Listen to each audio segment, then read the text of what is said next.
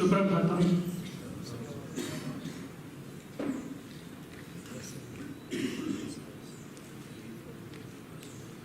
How many of you are YAC students?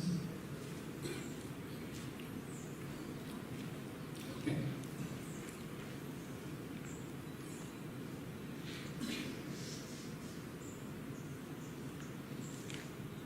Many years ago, when I was in my previous life,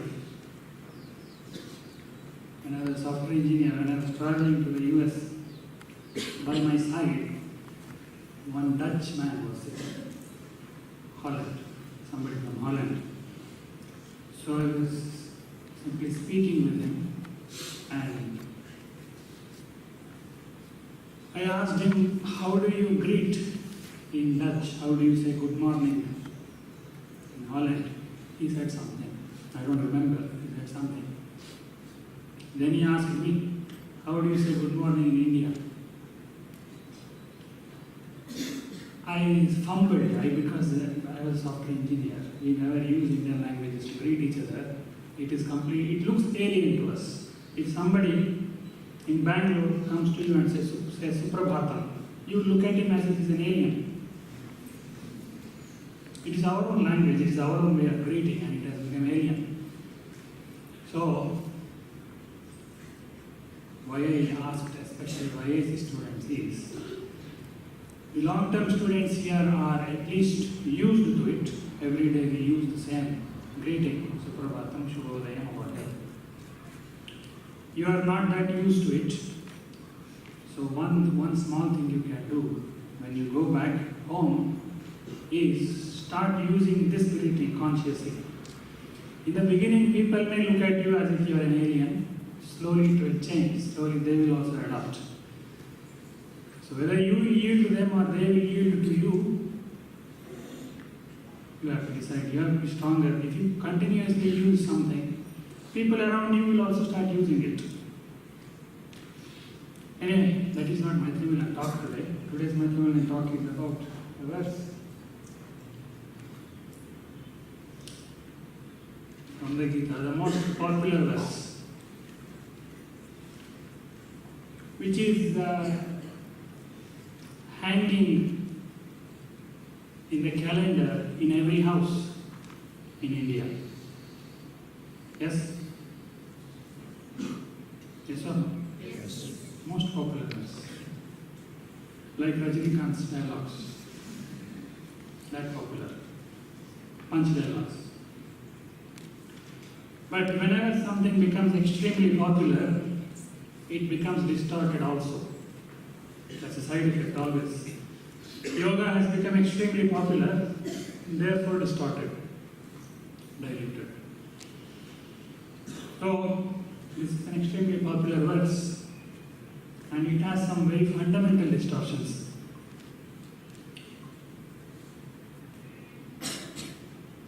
Before going into the distortions, one small correction. In Sanskrit, for that matter, even in Hindi, there is no fa. There is no letter fa in Sanskrit and Hindi. That is not karma phala. It is pa and pa. It is Mahaprana, that is all. Don't have to make it fa. There is no fa in Hindi also.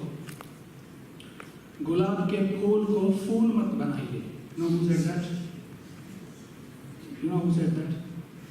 Amitabh Bachchan. If he says, at least you should listen. So there is no fa, don't pronounce in Sanskrit wherever that word comes, wherever that letter comes, don't pronounce it as a fa. There is no fa in Sanskrit.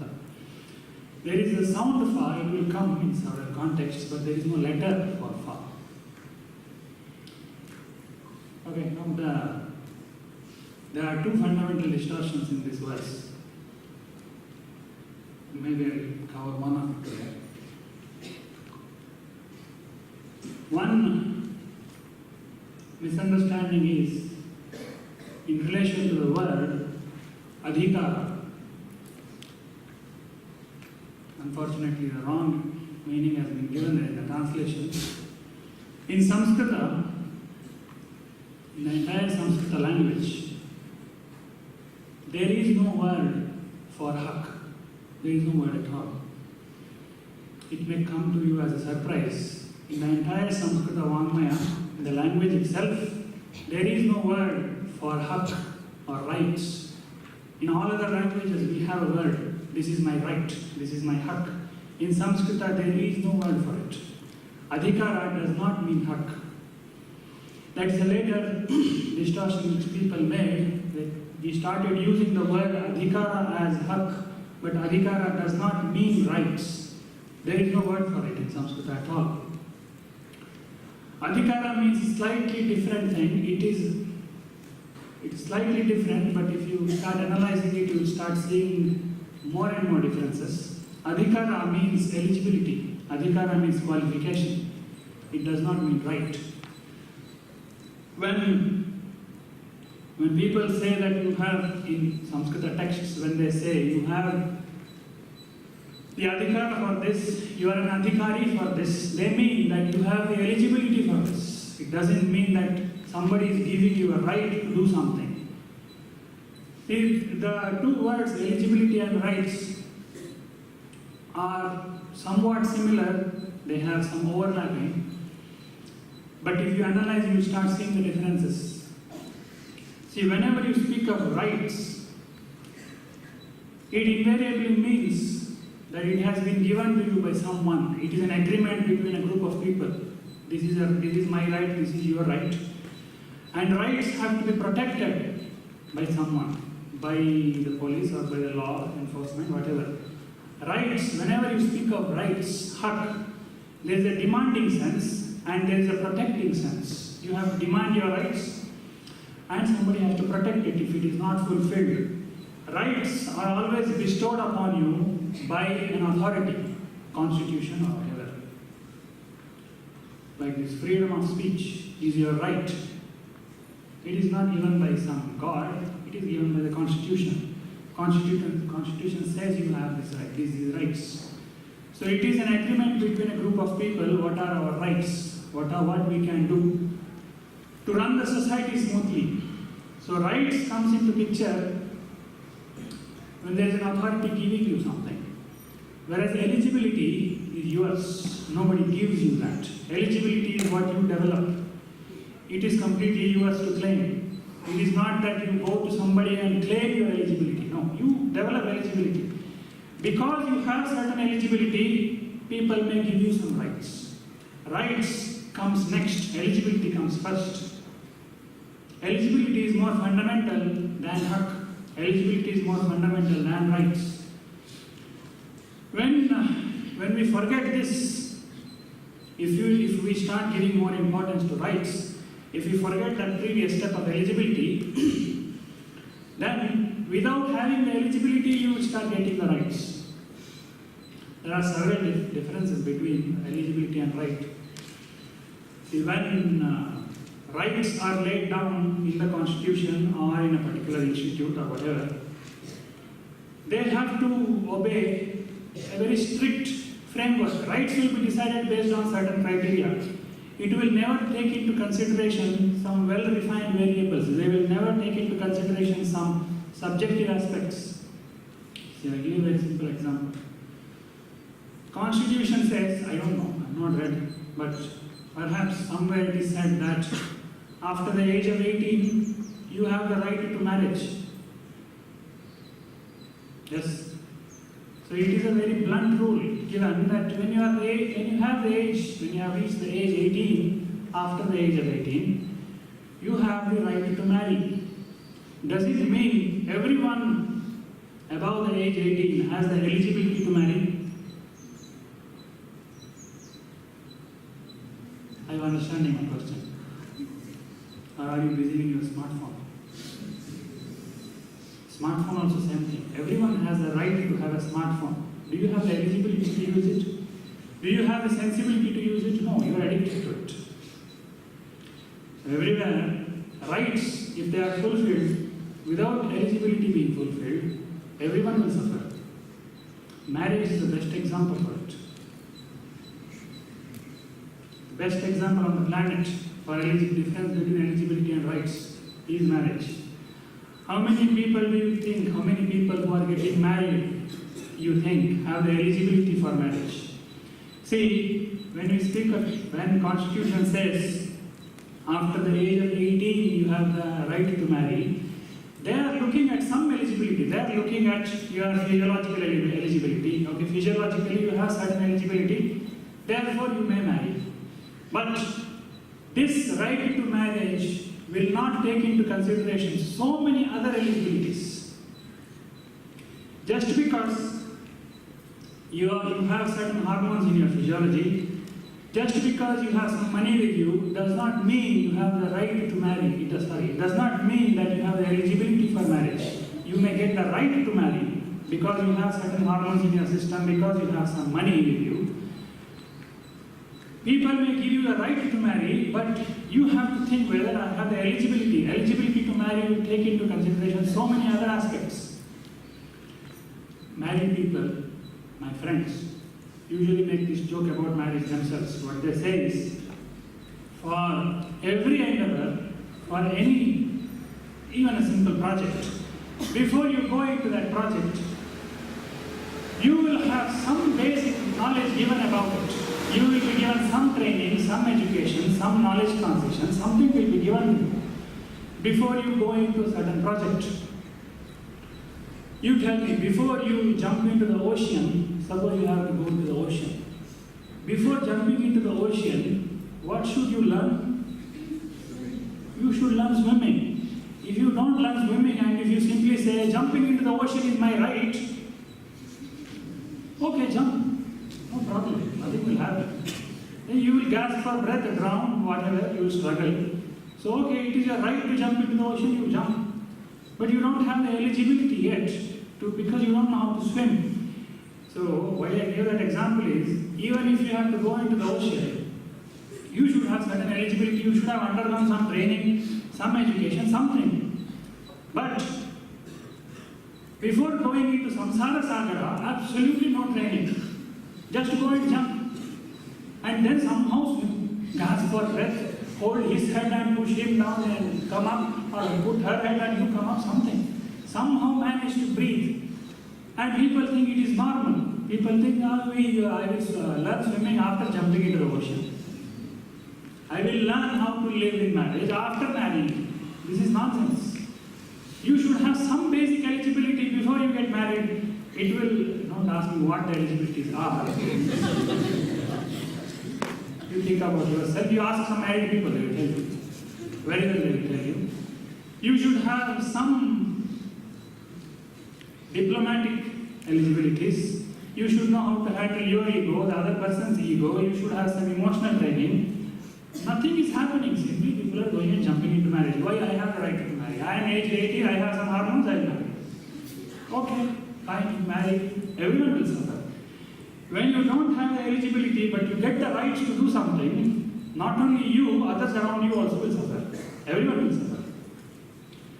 Therefore, in ancient India, they never even spoke of rights. They didn't even have the word for rights. They just focused on eligibility. Do you have the eligibility or not? That's the only thing. If you develop eligibility, you will automatically do it, or you will automatically gain access to something. See, it correlates to another related concept, not exactly. All of you would have watched this movie, 3 Idiots. Yes. In that movie, there was one prominent message. You might have forgotten the message, I don't know. You may remember only the jokes on that. There was one prominent message there that Amir Khan's character says. He says, you should acquire excellence. You should not run after success. You should run after excellence. You acquire excellence, success will come after you. You don't have to run after success. But the problem is everybody will try to run after success. They will not try to achieve excellence within them. Everybody will try to run after success outside. Whereas if you achieve some excellence, success will come after you automatically. So this eligibility and rights is somewhat related to that. Not exactly, somewhat.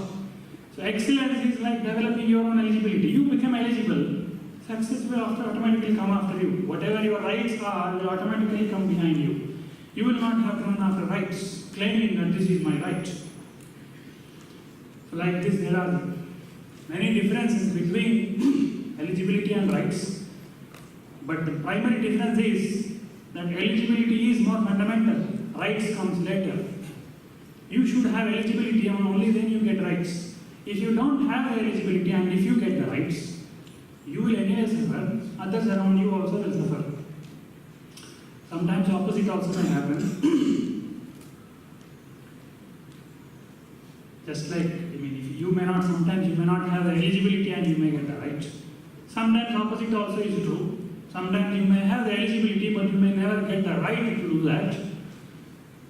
That is a different topic. It has to do with the administration management. Then law enforcement, all that will come into play. It's a different thing. But eligibility is more fundamental than rights. Therefore, our focus should be more on eligibility, on excellence, not on demanding rights. It applies to everything.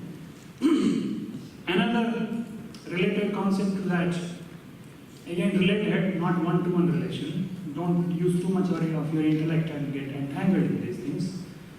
Another related concept to this couplet, in Sanskrit we have this concept, words, dharma and nyaya. Dharma and nyaya. Nyaya means what is legal according to the societal situations. Nyaya means law, according to the legal system, what is right, what is wrong. Whereas dharma means extremely refined concept. You cannot decide dharma in strict rules. You cannot say this is dharma, this is adharma and lay down a rule, universal rule. Dharma will vary from situation to situation depending on the complicated variables that are at play in each situation. So dharma is a subjective aspect and it's a very complicated aspect. It's a well-refined concept. Whereas nyaya is a very blunt concept. Okay, if you do this is lawful, otherwise it is unlawful. It's approximate. All these rights, lawful law, obeying law, all these are approximate. They will never take into consideration all the complexities of life. They are approximate structures to manage society at superficial level. Whereas eligibility, excellence, dharma, these are all fundamental concepts. You cannot decide them as a rule book. These things cannot be decided. Whether someone is eligible for something or not has to be decided on a case-by-case basis. See, for example, if there is job opening, they will write the eligibility, minimum eligibility criteria, MSc Yoga. That doesn't mean that you have the right for that job. They will interview you further, they will see how you behave, they will see how much you know, and then they will decide whether you are really eligible or not. So MSc Yoga is a basic eligibility. Okay, you have the right to appear for the interview. It will work at a superficial level. The degree as a benchmark will work at a superficial level. But workability in society will be decided based on whether you are eligible or not, and that is a deeper concept. So,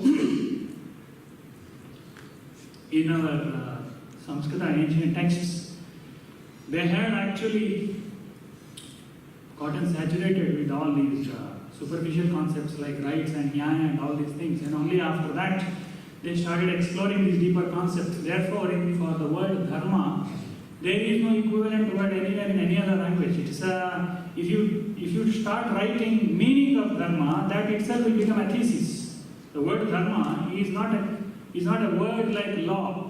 It's not a simple word which you can put the meaning for in a dictionary.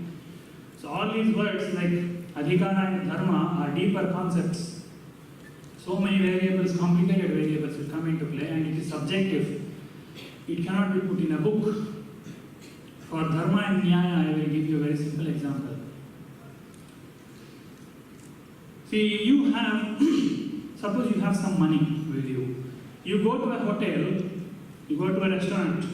Suppose you are not hungry, but you go to a restaurant with your friends for partying or whatever. You go to restaurant, you order food, you are not hungry, still you order food, because that is the mood, everybody is ordering food, you also order something. Something comes in front of you, you eat for the sake of formality, something you eat, the rest you throw. Legally, nobody can imprison you for it. It is not unlawful for you to buy food and throw. You will say it is my money, I will do whatever I want. But it is adharma. It may not be anyaya, but it is adharma. It is subjective and so many other variables will come into play there. So nyaya will not capture you, police cannot catch you for throwing food, nobody can punish you for throwing food. But something will punish you. In the long term, something will punish you, even if the legal system doesn't. Something else will punish you.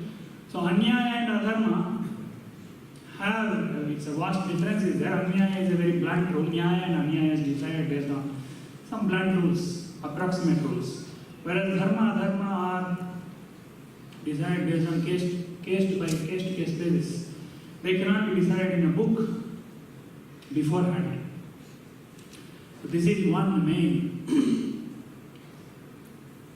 distortion in this verse. The word adhikara does not mean right.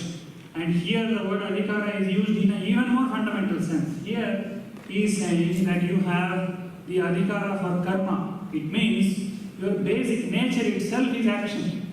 The basic nature of a life form is dynamism. The basic nature of a life form is activity. You cannot be without activity.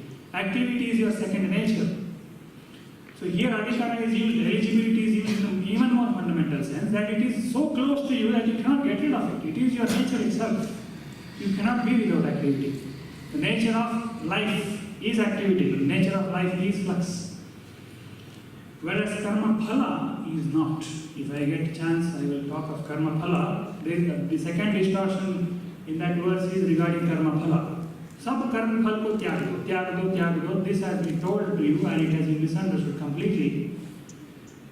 In Sanskrit, the word karma phala is used in a very specific sense. It does not mean give up money, give up success, give up that. No, that's all nonsense meaning. It doesn't mean that at all. Karma phala has a very specific meaning in Sanskrit literature. So if I get a chance, we'll look into that. Otherwise, you can read it up somewhere. My job was to point out that there are distortions. So two distortions, one is adhikara, with respect to adhikara, the other is with respect to karma phala. Not karma phala, karma phala. Okay, thank you. Oh.